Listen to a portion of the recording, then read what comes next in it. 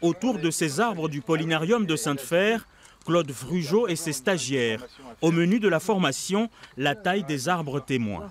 Quand tu as deux bourgeons côte à côte, tu positionnes en diagonale comme ça. Et du coup...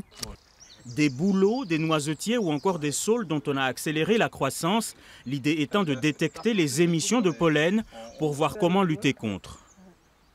On le voit ici, des petites fleurs qu'on appelle des chatons.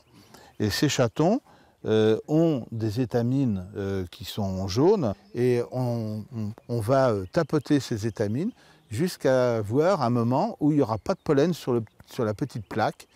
Et à partir de ce moment-là, on considérera que les saules ont fini leur émission. Donc on va choisir la dernière fleur qui va émettre du pollen sur ce pied-là. Un système d'alerte précoce, opérationnel depuis cette année, et les premiers résultats commencent à tomber. Une trouvaille qui arrive à point nommé pour ce médecin du centre médical de Sainte-Fère. Il permet de donner des alertes polliniques, et ces alertes polliniques précèdent la symptomatologie d'une quinzaine de jours à peu près. Donc ça, c'est très pratique. C'est pratique pourquoi? Pour mettre en place un traitement.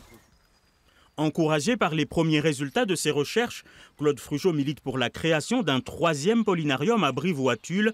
20 à 30% des Français sont touchés par les allergies au pollen et encore plus largement en Creuse.